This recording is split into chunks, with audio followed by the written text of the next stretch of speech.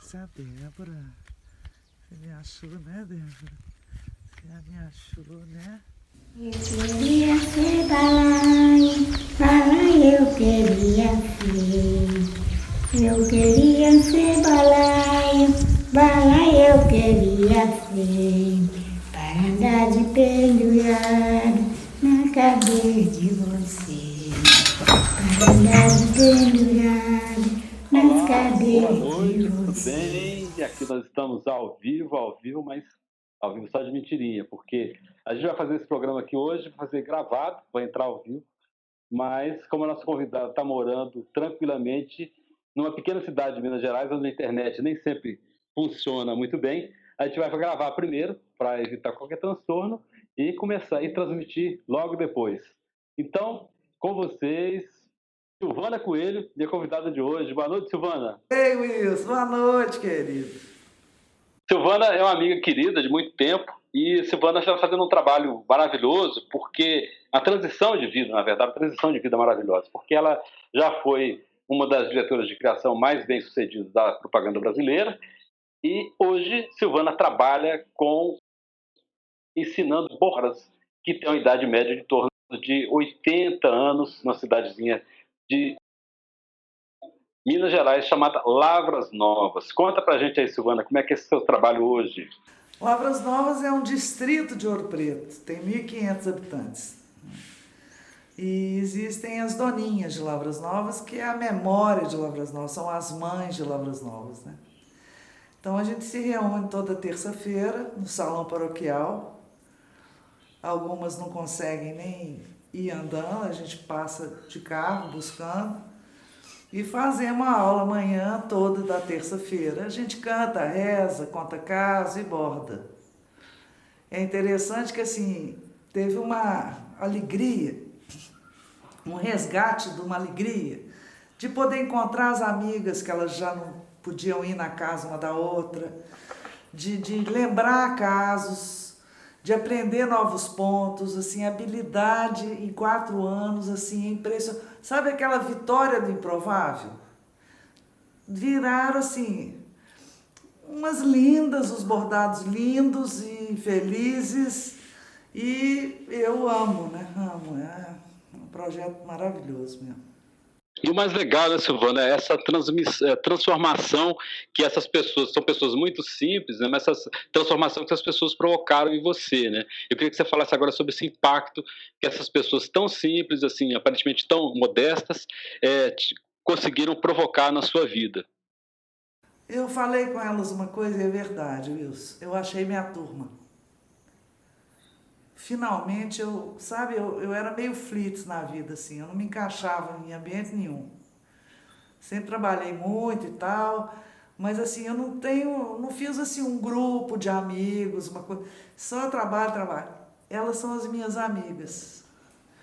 Então, talvez eu seja tão complexa que só gente simples mesmo para me completar, sabe? E quando eu começo a falar delas, eu me emociono, porque eu percebi resiliência, fé, solidariedade, amizade, velhacaria, porque elas não são nada bobas, sabe? Tem as tretas. E isso tudo é uma lição de vida, assim, que eu recebo muito delas, e principalmente essa amizade. Eu tenho grandes amigas no grupo. O que é o seu trabalho hoje, Silvana? O meu trabalho com elas? Conta pra gente o que é isso. Eu criei um sistema, porque assim, inicialmente era uma terapeuta ocupacional da prefeitura que fazia um trabalho com elas. Eu fui lá conhecer o projeto, a moça me chamou para ajudar, que ela já não tinha mais ideia, até porque uma TO, ela não é uma artista, um artesã, né? Então, assim, ela estava muito sem ideia, já repetindo as mesmas coisas, de cola quente e tal. Então, as doninhas pararam de ir. Começou a ficar assim, pouquinha gente. Tinha 4 só quando eu cheguei lá.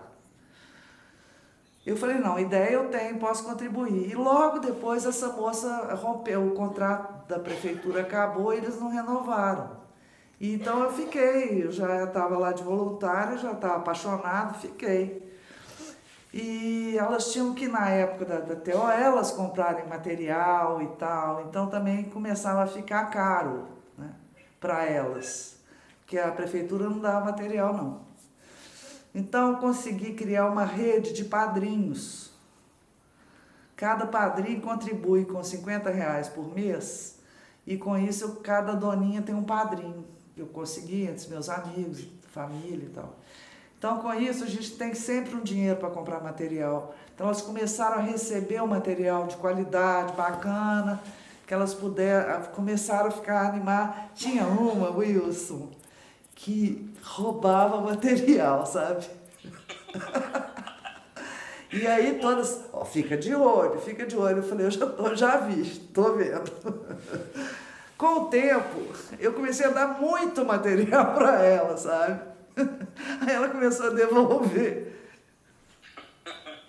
Então, uma outra virou para mim e falou assim, isso aqui não é só uma aula de artesanato. Aula de vida, né?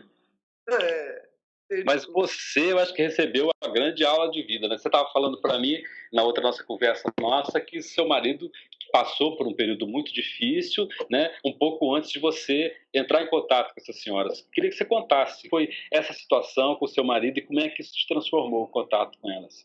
Em 2015, o Dino teve um infarto, assim, gravíssimo. Chegou a ter o choque cardiogênico. As pessoas que sobrevivem a esse choque, estatisticamente, são 2%. Que saem bem, desses 2% que saem bem, são 2%. Quer dizer, então é 0,04% que sobrevivem e ficam bem. Mas foi muito traumática a experiência dele no hospital, foram 45 dias de hospital, e aquela iminência de morte, aquela coisa, né? Então, ele veio para casa bem fraquinho, foi melhorando, graças a Deus, tá ótimo. Mas eu fiquei traumatizada, então só sonhava com o hospital e só achava que ia morrer, que já estava, sabe, aquela sensação de morte horrível. E quando eu comecei a trabalhar com elas, eu tenho aluna de 94 anos. Eu tô com 60... A mais jovem, a jovenzinha, é uma neta que vai acompanhando a avó. E acabou virando doninha, gostou do projeto, ficou. Hoje ela tem até o projeto dela, que chama Gigi Bordadeira. Ela tem 20 e poucos anos. Mas doninha... A idade média? A idade média é acima de 80. A idade média é acima de 80. A Gigi é porque foi levar a avó, porque tem dificuldade de locomoção, mora em frente, mas precisa de acompanhante. E a Gigi acabou ficando, envolveu, aprendeu, já tem trabalho dela em Paris. Quando eu vi que tinha gente lá de 90 e tantos anos, com histórias de vida assim, impressionantes, com histórias de morte também, mas com uma aceitação de todas as coisas, a forma como elas lidam com a diversidade é uma aula, é um show, assim, é uma coisa. E eu olhei para frente e falei, gente, eu tô com 60, na época eu tinha 59. Ela tem 90, quer dizer, eu ainda posso viver mais. Me deu uma sensação de longevidade, possibilidade, sabe, de ainda fazer coisa, sabe? Quando você confronta, assim, uma situação de morte, você já fica achando que está morrendo, né? E elas trouxeram vida para mim, assim. Por vir. O que é que você acha de mais importante que você passou para elas em termos de transformação pessoal que você está passando, que o seu trabalho está passando de resgate, de autoestima? Como você impacta a vida dessas senhoras hoje, você acha? Ô Wilson, assim, elas, Lavras Novas, o dinheiro começou a chegar aqui há uns 10 anos. Com as pousadas, o turismo aqui hoje está muito qualificado. Então, tudo que era valor dessa turma, que eles chamam os antigos, eles mesmos se chamam de os antigos. os jovens não estavam mais interessados nesses valores, entendeu? Porque eles tiveram acesso a estudo, começaram a ter transporte, tem uns que já tem moto, boné combinando com a roupa. É legítimo, absoluta, tem internet, tem celular, é completamente legítimo, eles trabalham por isso, né? Então, eles respeitam as avós, mas eles não estão interessados nas memórias, nas coisas que elas fazem, entendeu? Então, elas foram ficando muito sozinhas, muito abandonadas, assim, do ponto de vista de repertório. O repertório delas já não interessava, entendeu? Então, quando a gente se reuniu e a gente começou a valorizar isso, muita coisa que ela já tinha até esquecido, voltou, a memória voltou, a habilidade, todas sabiam fazer um bordado, alguma coisa, melhoraram. Aí a família começou, olha, mas está bonito. Então elas começaram a se elogiar, reconhecimento dentro da própria comunidade, né? E começaram a ganhar dinheiro, porque começamos a vender as coisas. Então ainda veio uma... Tem uma ótima... Só a filha dela sabe aonde que ela bota o dinheiro. Ninguém mais, ela não conta pra ninguém, que é o dinheirinho dela. E o referência? É do tapete, a Divan tá pagando tapete. Aí nós não vamos receber ainda, Linde.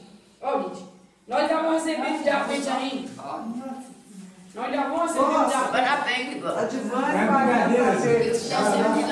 Olha pra você ver, minha. É a Divânia, ó.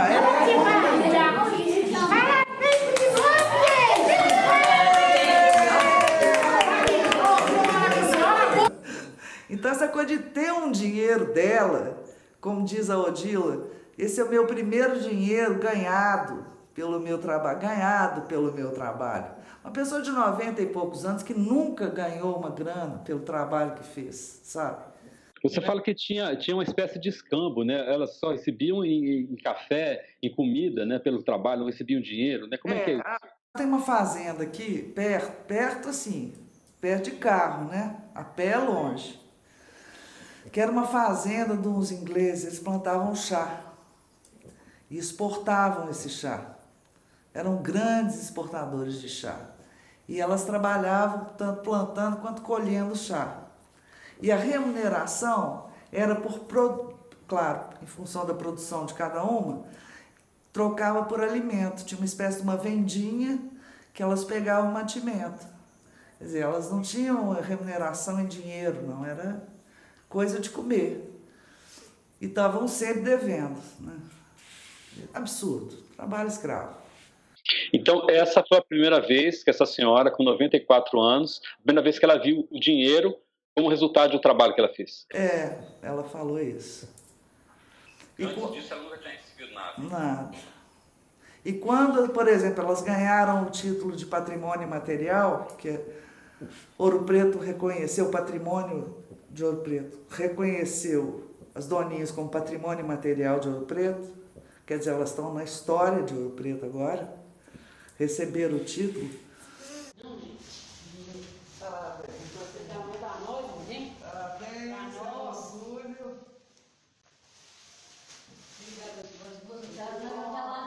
É a primeira vez que eu ganho um diploma na minha vida.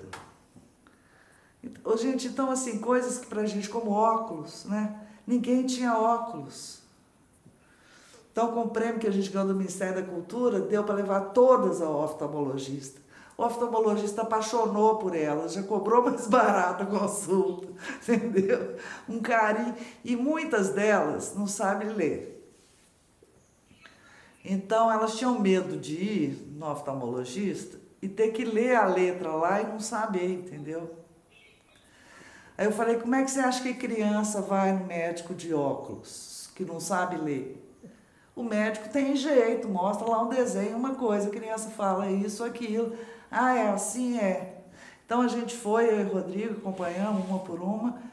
Tinha realmente um negocinho, pauzinho para lá, pauzinho para cá, pauzinho para lá, para lá. Enfim, todas foram examinadas. Tinha algumas com glaucoma, tinha uma que já não enxergava de um olho, nem sabia. Essa, quando botou o óculos, disse que ia tomar banho com óculos. Fora assim, ir na ótica, sabe? A ótica, escolher o ó, qual tá mais bonito. Ô, gente, então assim, é o resgate de autoestima, eu não sei falar não, porque eu já fico emocionada. É uma história de amor mesmo. E a lição de vida que elas te passaram? Você fala, qual que é a principal lição de vida? O que você... Porque todo mundo fala essa coisa, né? Você fazer o bem é um negócio que, na prática, você acaba fazendo mais por você mesmo do que pelo outro. O que você recebe de volta é ainda mais compensador do que aquilo que você está dando. Né? O que você falasse sobre isso? Sobre o que você acha que de mais importante que elas te deram, que elas estão te dando nesse período de contato com elas? Bom, primeiro, isso não é uma obra de caridade. Isso é muito importante, assim, eu não me coloco como ajudadora, não, sabe? São ajudas diferentes, né? Que eu tenho, elas têm, né? Diferentes ajudas, mas a gente se ajuda, né? Mas eu acho que o principal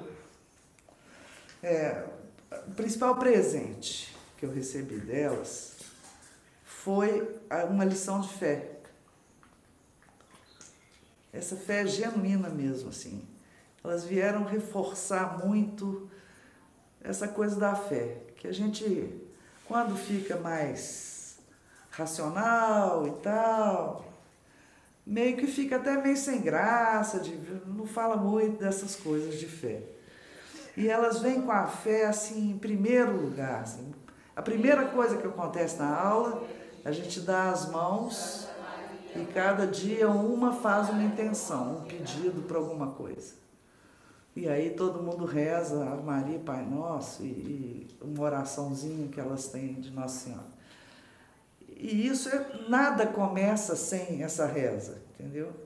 Cada trabalho que elas vão começar, elas fazem em nome do Pai para depois começar com a agulha. Então, uma parceria com o Divino que a gente perdeu.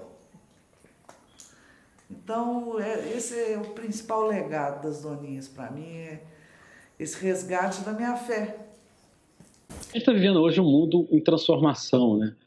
A gente está vendo uma crise, talvez, pelo menos eu nunca presenciei, nunca ouvi falar de uma crise tão impactante na vida da gente como essa crise, essa pandemia de Covid.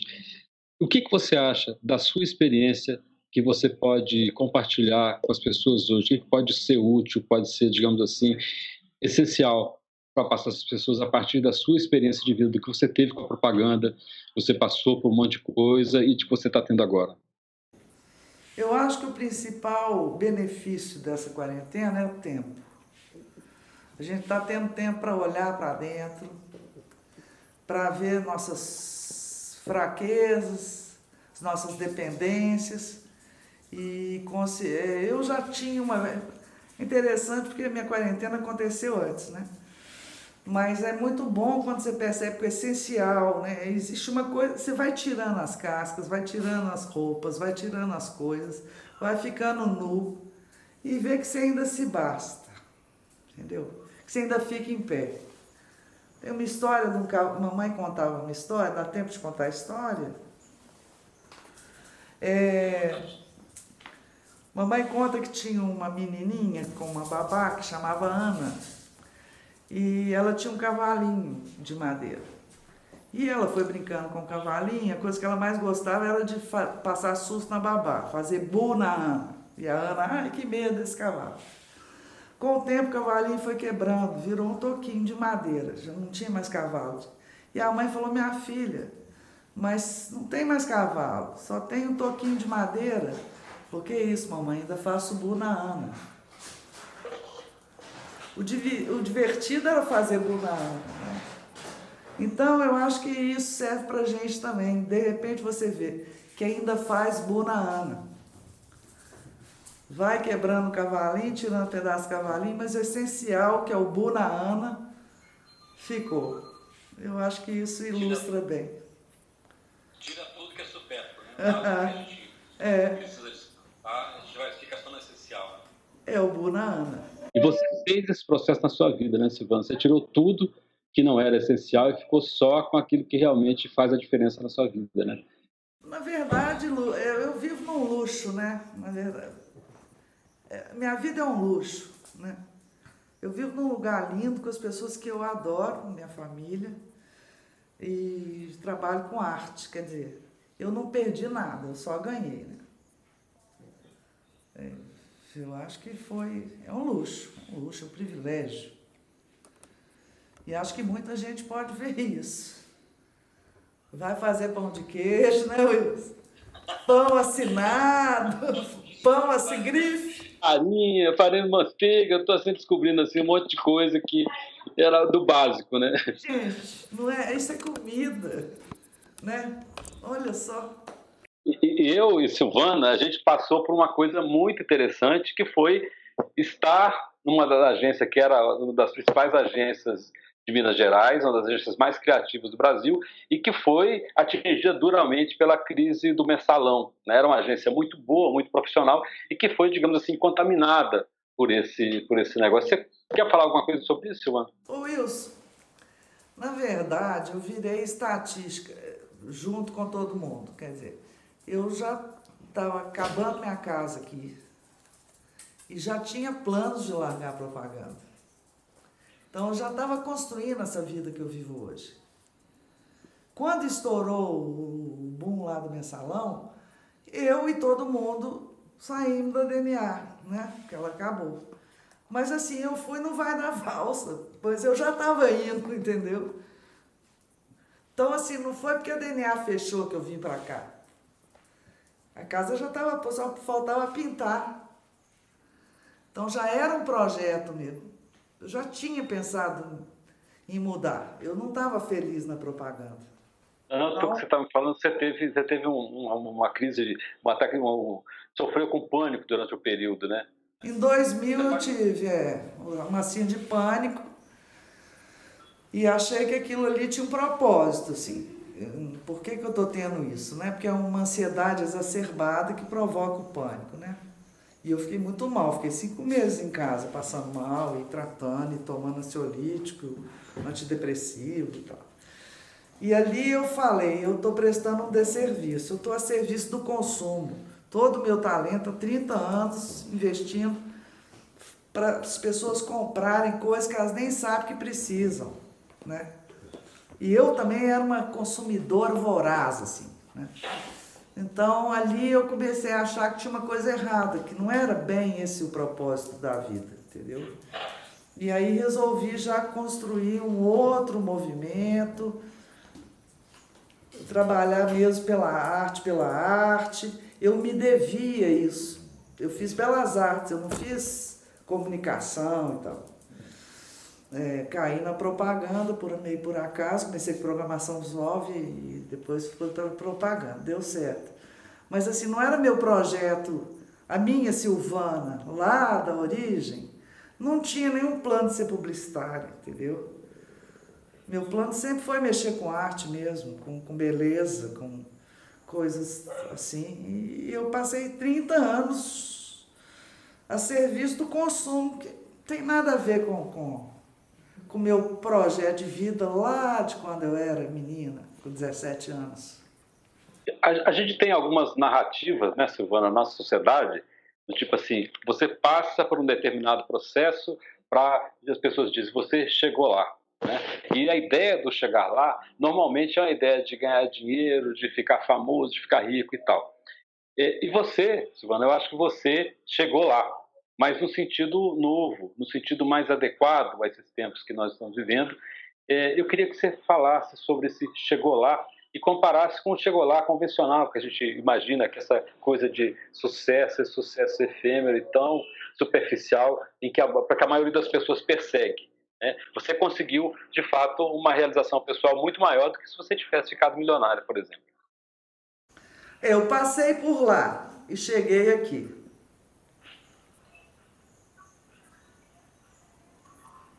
Explica melhor, por favor. Eu passei por lá, por esse conceito de ganhar dinheiro, ganhei prêmio, vivia, fui não sei quantas vezes à Europa, né? Você sabe o que é o glamour, né? E tinha glamour e grana, né? Então, assim, é muito sedutor, né? Mas não era o que me preenchia, assim. Eu saía do trabalho, não só da DNA, mas todas as agências que eu trabalhei, trabalhava muito mais do que 8 horas por dia, trabalhava fim de semana, você sabe disso. Né? Não tinha data, não tinha Natal, não tinha Dia das Mães, tudo, né?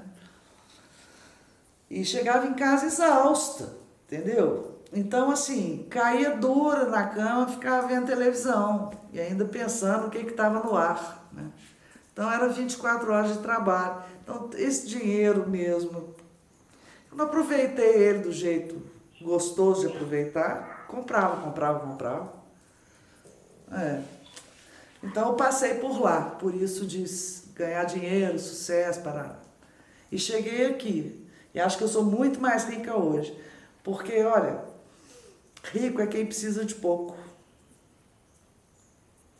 Essa frase eu gosto dela. Eu preciso de muito menos. Né? A historinha da musiquinha do Mogli, do necessário, somente o necessário. O extraordinário é demais. Né? E é mesmo. O extraordinário acontece aqui do lado, aqui fora, aqui no passarinho que entra para comer a canjiquinha.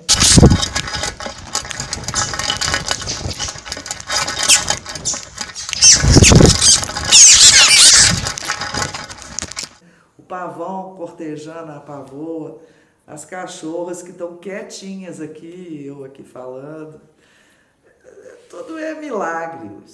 Milagres existem. E a gente lá não tinha tempo de ver os milagres. Quando eu comecei a namorar, o Dino foi meu primeiro namorado. Eu reencontrei 28 anos depois. E ele morava na praia. Então ele falava, você viu a lua? Eu falava, gente, eu não olho para o céu. O Dino talvez tenha sido antes da síndrome de pânico. O cara começou a me alertar o dia que eu troquei minha viagem para Cana para ir para Cumuruxatiba com ele, entendeu? E fui muito mais feliz em Cumuru do que em Cana. Porque ele falava, olha a lua. Eu não olhava para o céu. Eu não sabia que lua era hoje, entendeu? Isso, ele foi me resgatando essa coisa de lua, estrela. A gente tem 2 estrelas no céu. E em 69 a gente escolheu 2 estrelas. Elas estão lá no céu até hoje, sabe? É demais isso, é 40 anos depois.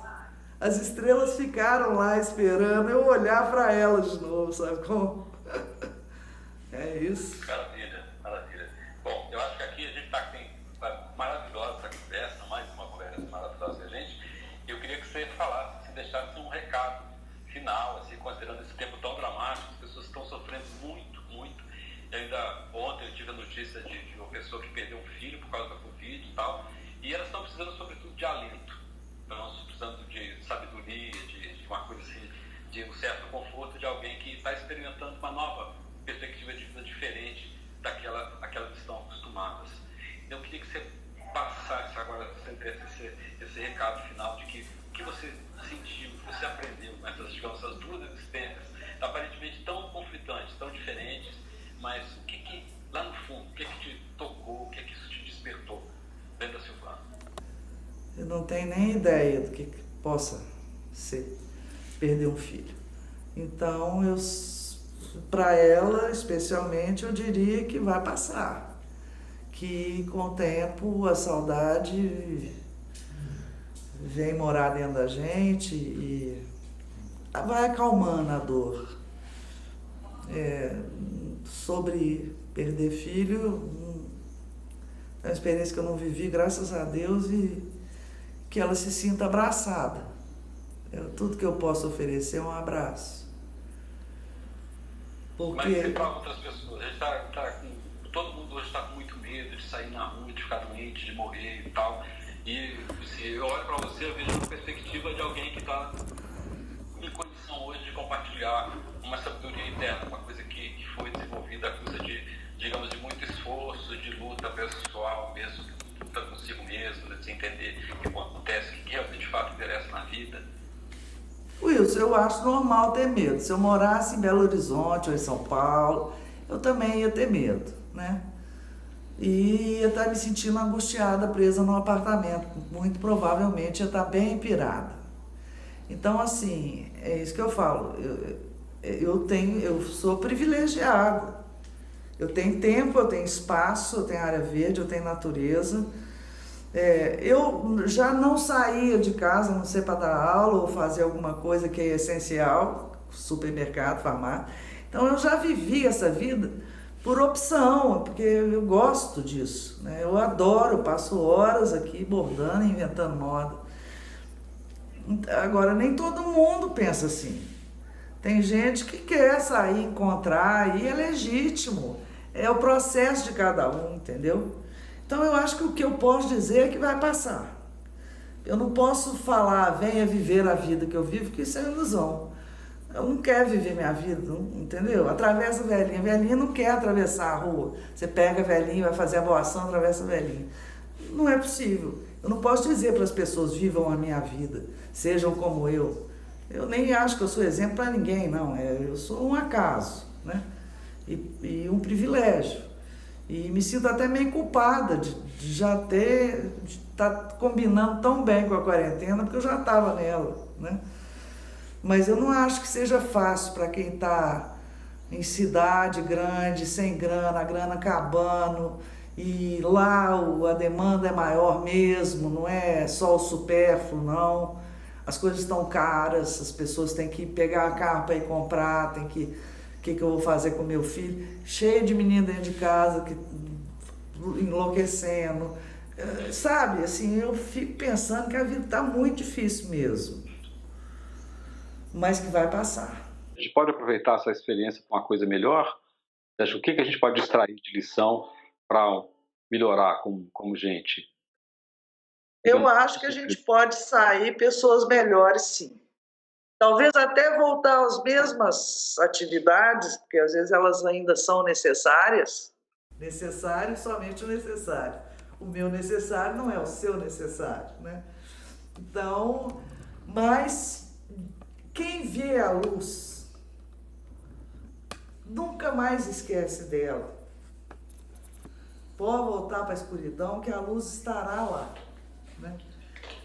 Então, acho que essa oportunidade da pessoa se encontrar, rever certos valores, ficar mais ligada.